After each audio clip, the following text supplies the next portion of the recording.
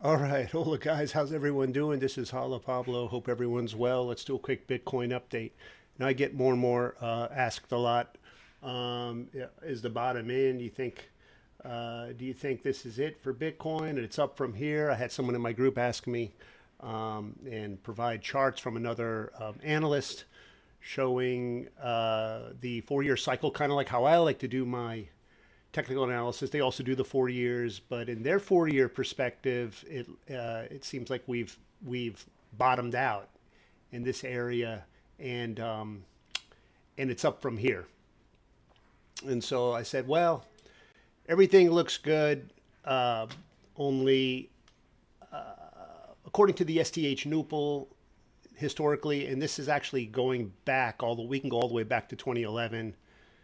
The lows, which denote here wreckage, short-term holder loss, for each 4 years, beginning all the way back in 2011, they've bottomed out in this common denominator, this zone here, this bottom zone, as you can see, and you can see it's perfectly timed every 4 years.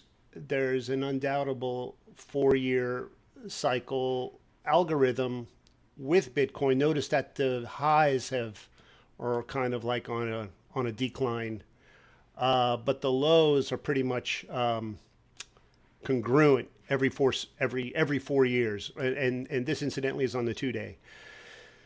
And so here at the lows, there's usually like this grand kind of, I don't know if it's so much a catalyst, but just events that have occurred. These are bad things that have happened down in this red zone. In 2014, we saw Mount Gox collapse. This is before I was even in crypto, and all the exchange hacks and rug pulls and all that stuff. Just a lot of scams and people absconding with crypto and just a lot of criminal activity. There's always been, and but 2014 is the first kind of major dump, if we don't count 2011, because Bitcoin was created in 2009. So I'm not really going to count 2011. It's kind of like mid-cycle.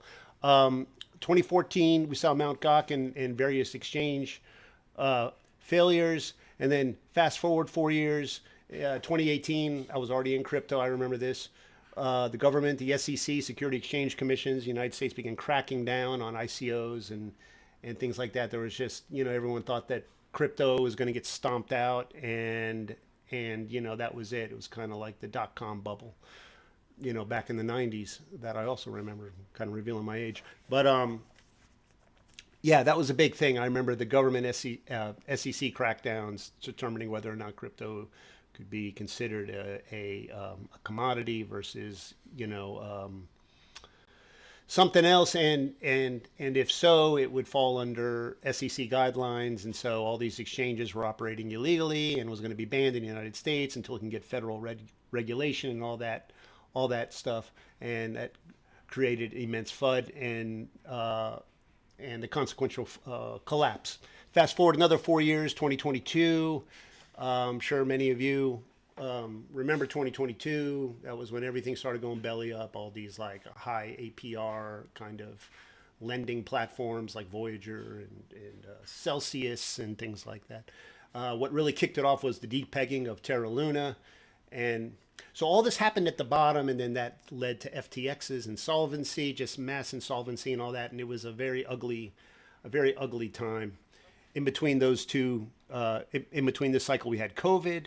Now, fast forward another 4 years, and what is looming on the horizon? Well, we don't really have anything really cataclysmic right now happening, but we do have warning signals to kind of that can justify the downtrend that we've had since the all-time high back in 2025. And there's just in general, there's a lot of geopolitical fear in the world, and this usually engenders investors taking their money out of high risk assets such as crypto and just keeping it in their native fiat, in our case USD.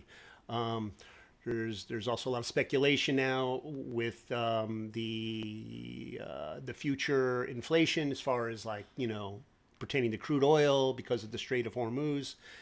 and all this, and there's just a lot of unresolved issues. We talked about this at length in other videos, so I'm not going to belabor it now. But this could be setting the stage. If you notice, we're far away from this. You know, we still have a lot of room to fall, right? If this guy was standing on the gallows, Bitcoin's got a noose around its neck, and this is the drop zone here. Yeah, Bitcoin's still alive. It hasn't fallen through. They haven't kicked the bucket yet, as it were, the market makers, and really dropped Bitcoin on its death fall. It hasn't fallen yet. It's fallen about 50% since the all-time high back in whatever it was, November or October of last year.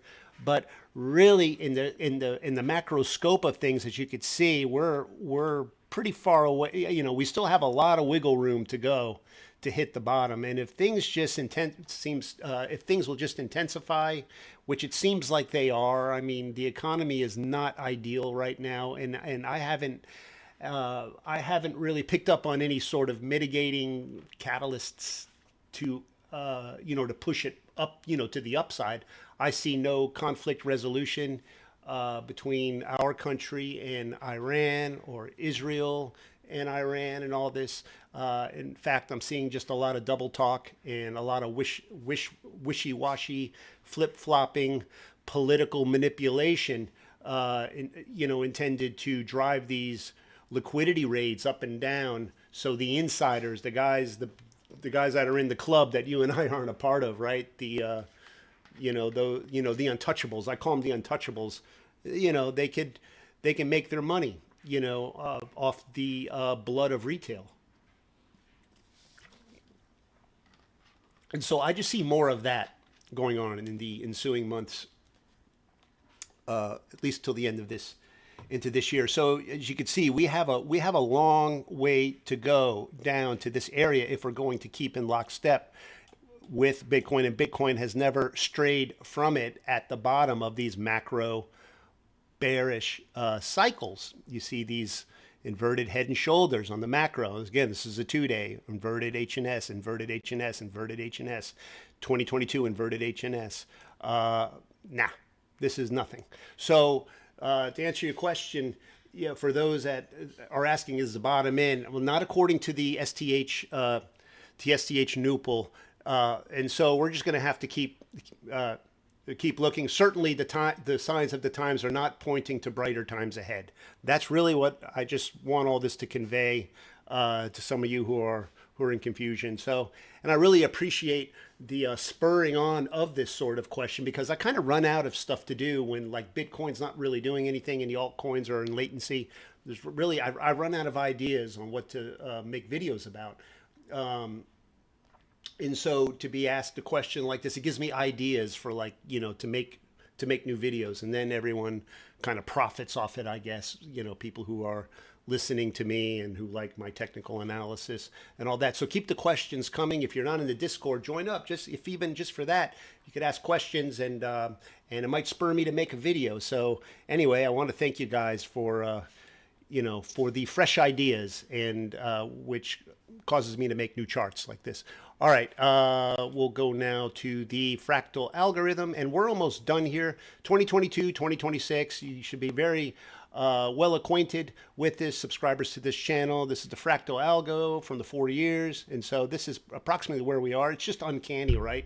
The resemblance. And then in the STH Nupal, if you look, I kind of tweaked this a little bit, and I think now I have a better grasp of where we may be precisely on the algorithm, on the freeway here. This is the interstate macro wave trajectory.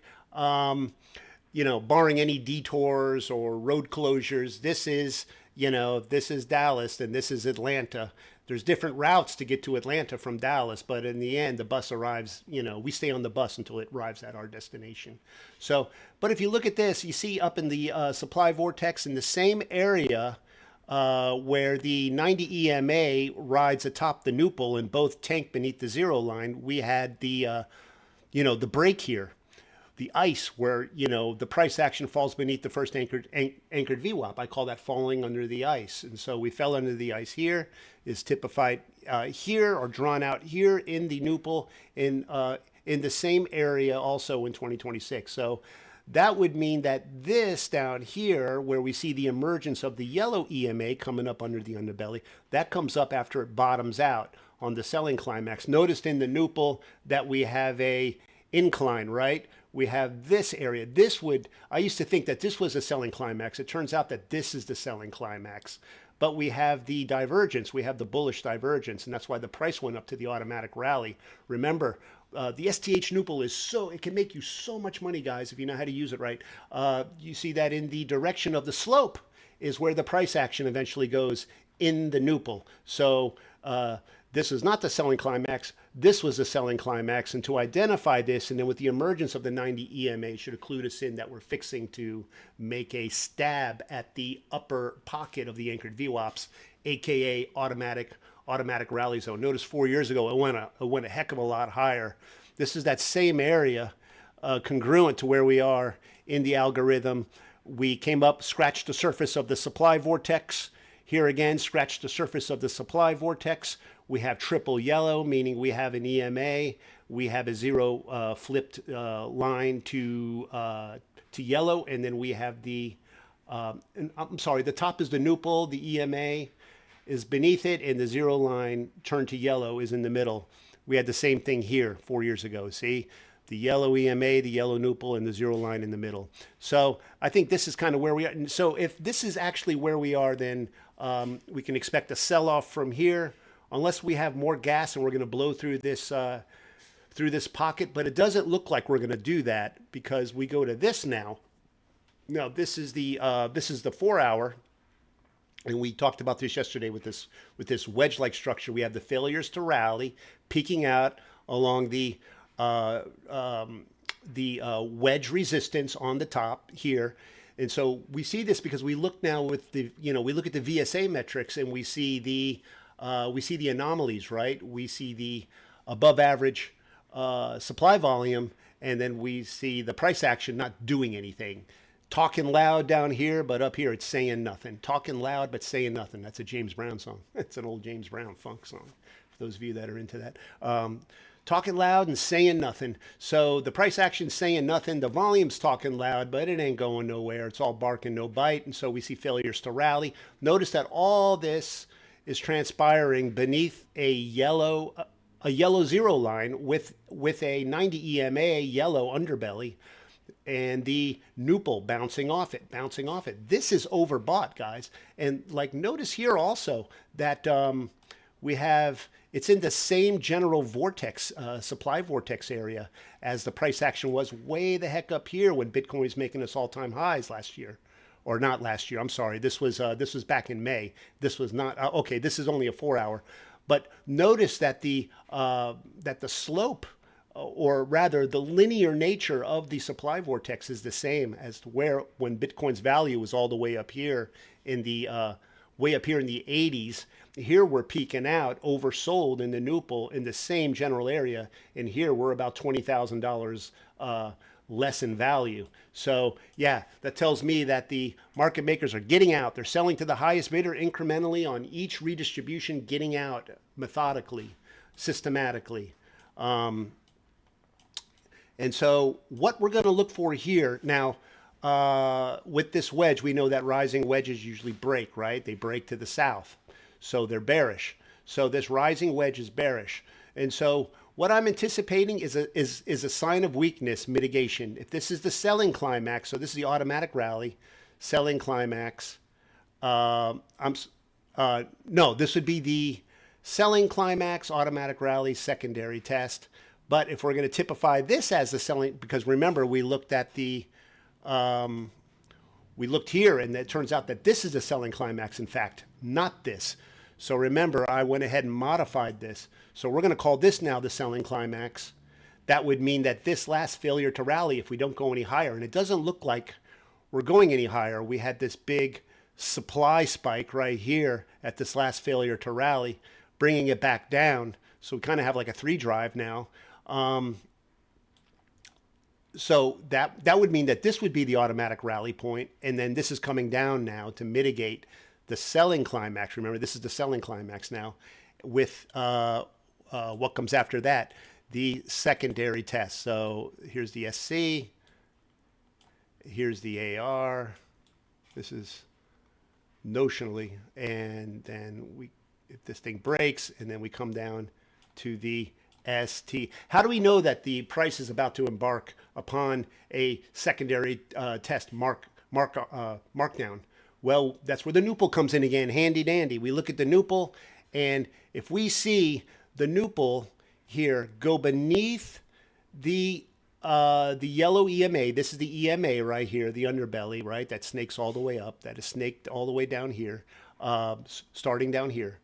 We see this, remember, we're already in overbought territory. If we see this fall beneath it, and the, like here, like it did here, and we see the Nupal go beneath the 90 EMA, and the EMA flash red, but the Nupal stay yellow above the zero line. So that's what I mean by a single red, double yellow. That will denote a break of structure.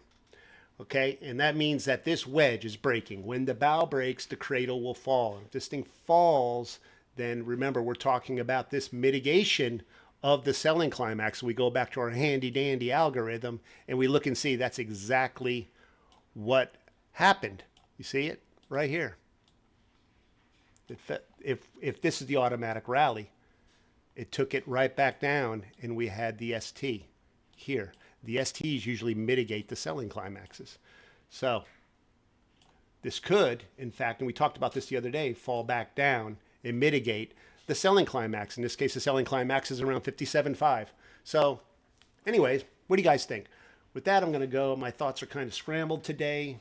I was out this morning out in the sun. Man, it's so hot in Texas. It's like 100 degrees. I was out working on my car.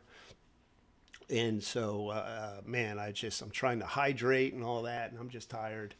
So I apologize for my scatterbrainness and mixing up some of these terms. But my technical analysis, I think it's speaks for itself here today, even with my kind of lack of cohesion in my train of thought. So hopefully you get something out of that. Again, like, subscribe if you haven't been subscribed. Don't miss any more updates. And if you'd like more in-depth charts, and you want to ask me questions, you want to contact me, reach out. You could do this through our Discord, through our private Discords, through Patreon. Stay for a month or so, 2 months, whatever, however long you need to. Incorporate some of this. My trading style is a synthesis of Wyckoff, volume spread analysis, Elliott wave to a lesser extent, and fractal range analysis. I also do wolf wave in the bull markets. We'll be doing our price targets with Weiss wave, and that's really where it benefits to be a part of the Discord group, because that's where I put my swing charts on there. I don't upload swing charts to YouTube. But what I will do is I'll share my profits with you, and so to kind of like make you jealous, kind of tease you, so you could check out the group. But yeah, the main benefit of the Discord, being part of the Discord, is not just learning technical analysis for only those who are serious. If you're not serious, you're really not going to get anything out of it during these times. But if you're serious and you want to approach me and ask questions, that's where you can learn. You can learn things by asking questions. But really, we're waiting for the altcoin season to fire up, and I'm gonna start putting my charts down.